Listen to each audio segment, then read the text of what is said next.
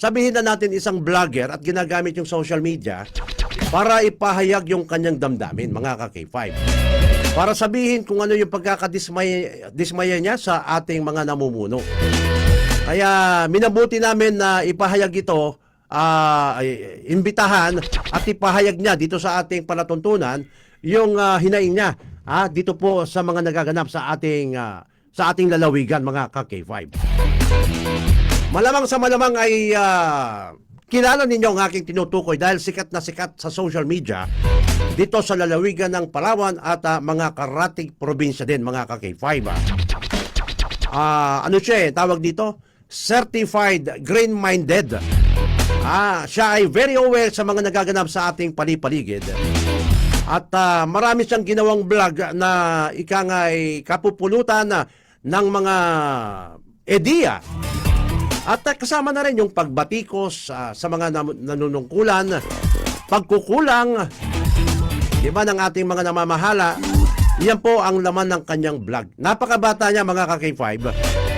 Para sabihin natin na siya ay medyo na-involve sa pangangalaga sa kalikasan. Mga ka-K5, ngayong umaga makakapiling natin via Zoom itong si Boss Atoy Vlog, mga ka-K5. Boss Atoy Vlog, magandang umaga sa iyo. Si K5 Roji Pangilinan nito. Morning. Magandang umaga po. Good morning po, ka-K5 Roji Pangilinan, at siyempre magandang umaga rin po sa lahat ng iyong mga tagapagsubaybay sa buong Palawan. Ayun, nako.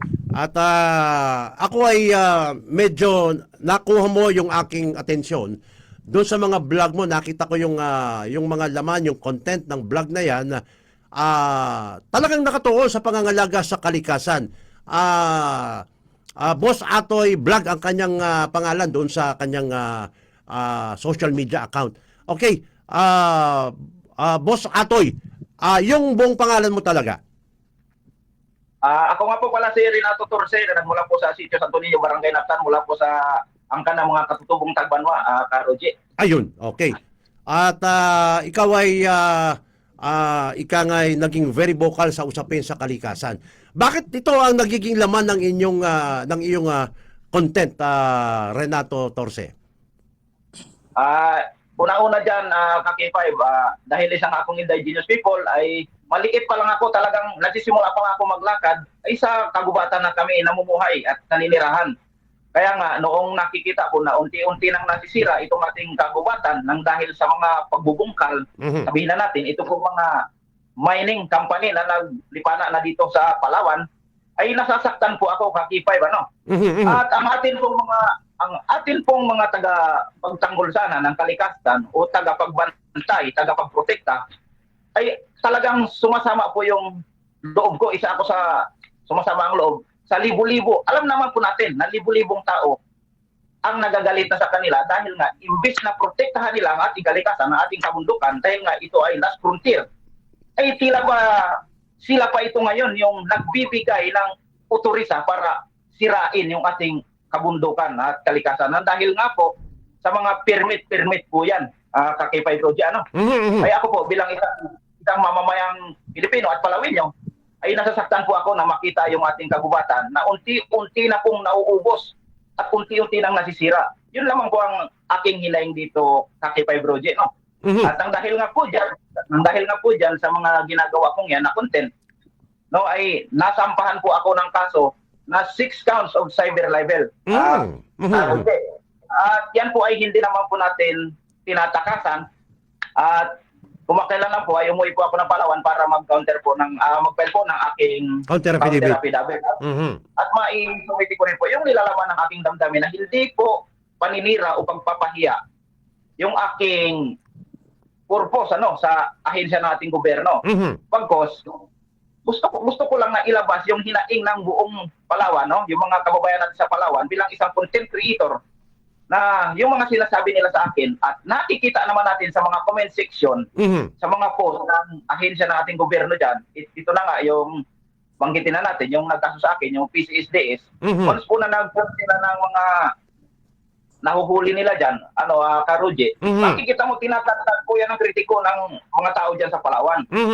Bilang isang contributor, nilalabas ko lang po yung sa loobin ng ating mga kababayan. Tama. At yun po ang Isa. yun po ang naging dahilan, Oo. Karuji, na ako po ay nasampahan ng kaso. Isa sa mga content mo, binabanggit mo doon na bakit yung mga nagkakaingin ang pinupuntirya? Eh may mga malalaki namang kumpanya. Sir Renato. Yun po, isa pa po yan, Karuji, Sa edad ko ba naman ito, Karuji, na nagkakaingin, Simula maliit ako, kaingin yung hanap buhay namin. Focus pa talaga ako, Karuji. 3 years lang, yung kaingin na yan, bubat na po ulit yan. Pero yan po, yung ginagawa nilang dahilan, o yan yung itinuturo nilang dahilan, na nakakasira ng ating kabundukan dyan, dito sa Palawan, Pero focus ako, Karuji, 3 to 5 years, yung kaingin na yan, bubat na po ulit yan. Pero ito pong mining, yung pagmimina, pupusta po ako, 3 years, hindi pa po makaka-recover. Babalik, oo. Yung lupa ila yan. Hindi makaka-recover yan, Rudy.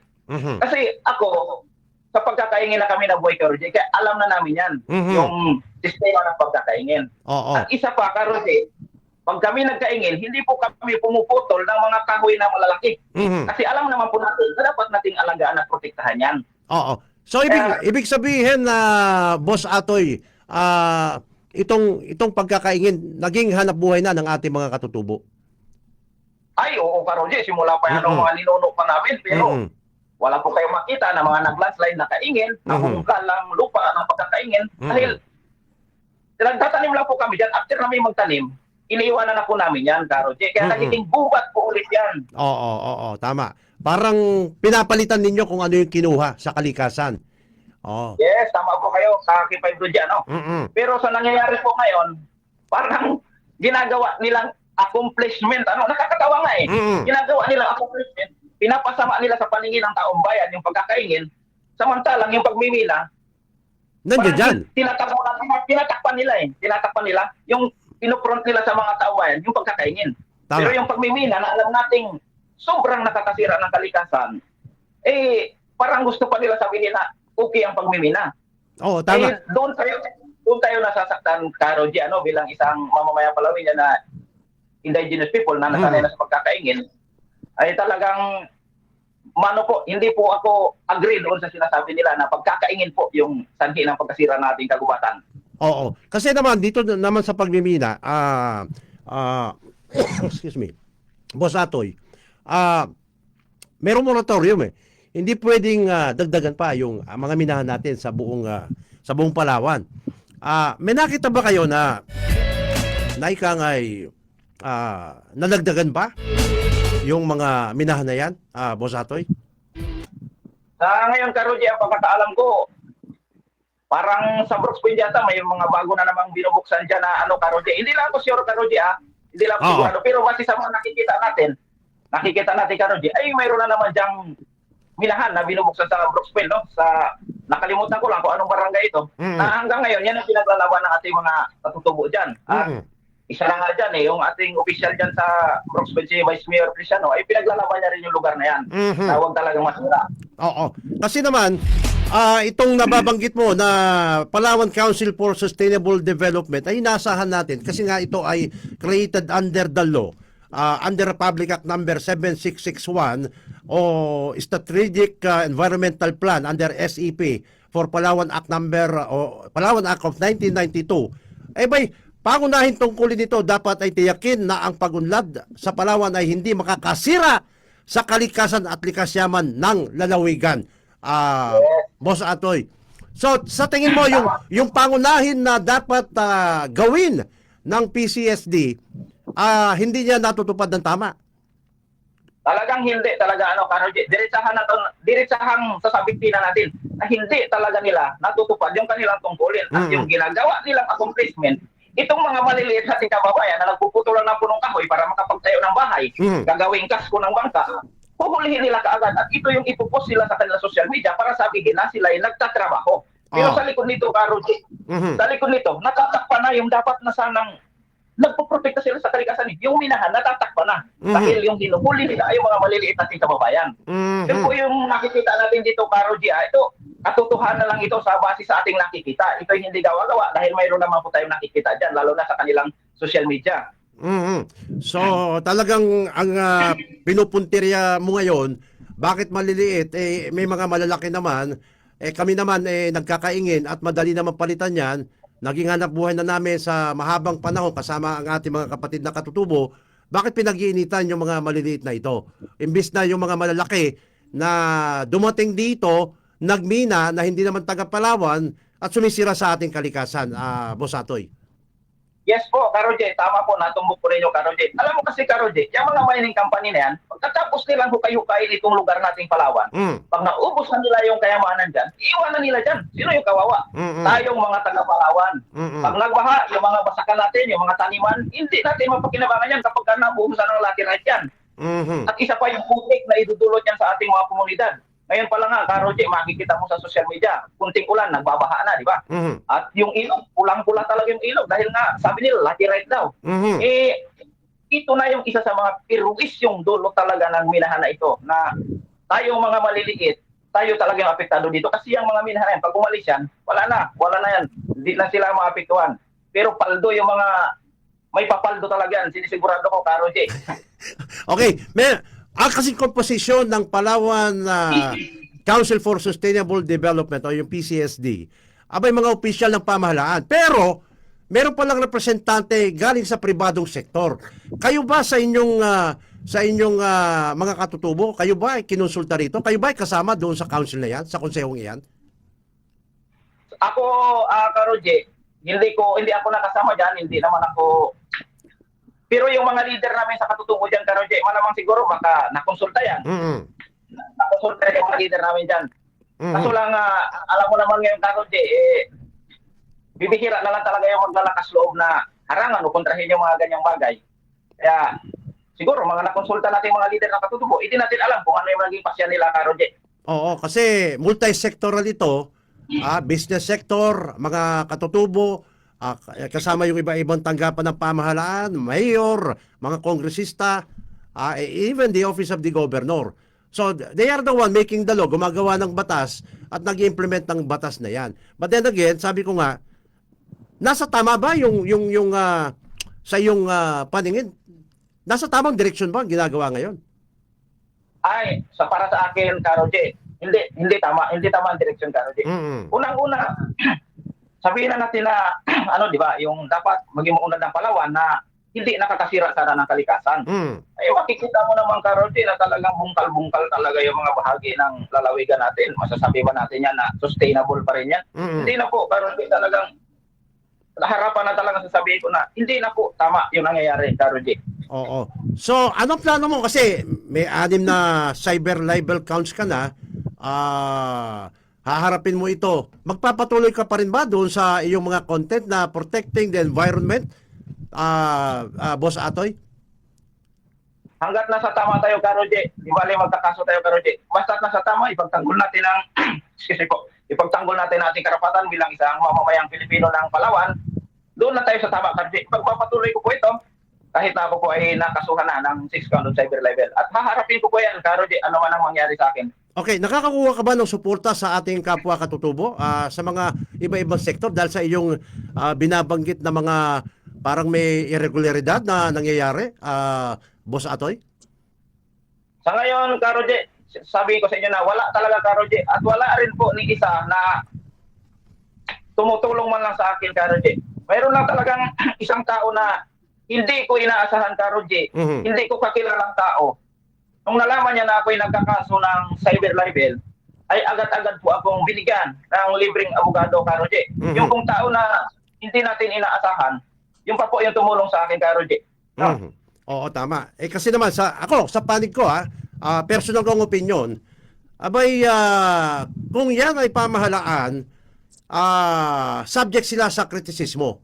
Ibig sabihin, tayo kung ordinaryong mamamayan at may nakikita tayong tila may pagkukulang o pagkakamali, naturalmente manggagaling sa ating mga ordinaryong mamamayan at dapat sana gamitin ito para maging maayos yung sistema. Boss Atoy, hindi po pwedeng gawing negatibo yung mga pananaw mo, pananaw ng ibang tao o pananaw ko. Kinakailangan siguro rito pag-aralan.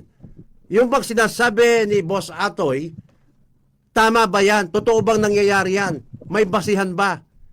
Di ba? Yung mga ganyang mga kaparaanan sana, binibigyan ng katugunan ng ating mga opisyal, Boss Atoy. Yes po, tama po kayo, Karo J, no? Sa ngayon talaga, Karo J, walang may tumutulong sa akin. Kumbaga, hinaharap ko yung kaso ko ngayon na ako lang. At yung tumulong sa akin, yun nga, yung hindi ko na mabanggitin dito, Karo J. Yung tao na nagbigay lang talaga ng agarang tulong para lang makapag-sumiti ako ng aking counter affidavit. Tama, oo. Sige, siguro mag-uusap pa tayo no, sa mga darating na panahon na Boss Atoy. Kasi meron ding tumawag sa akin regarding dyan sa kalikasan na yan. At hindi ko muna na rin babanggitin yung tumawag sa akin at parang na-monitor ka rin niya.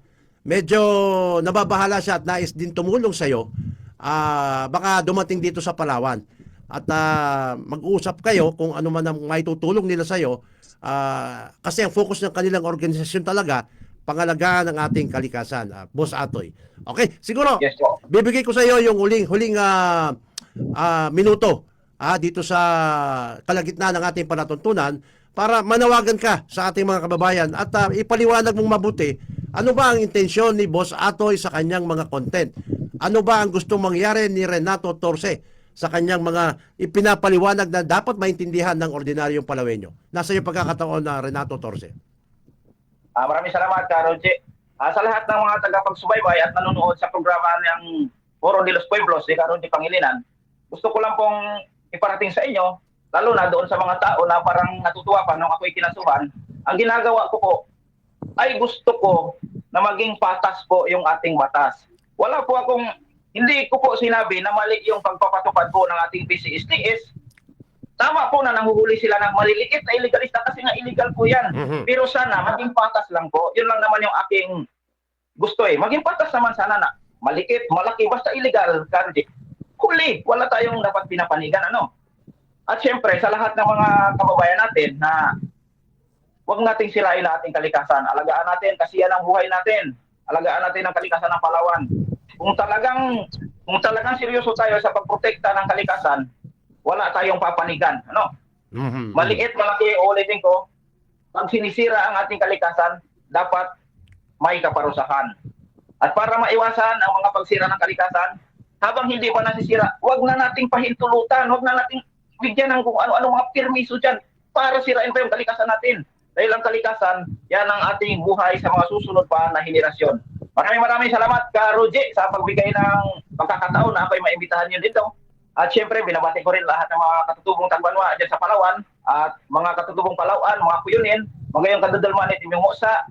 God bless sa inyong lahat. Pagpalain tayo ng Panginoon at naway gabayan tayo sa lahat ng ating mga gawain. Maraming salamat once again. Karo J, thank you very much sa inyong programa sa bumubuo ng T5 News FM Palawan. Ako po si Boss Atoy na nagpapasalamat sa inyong lahat. Thank you for watching. Ayun, maraming salamat kay Boss Atoy mga ka-K5.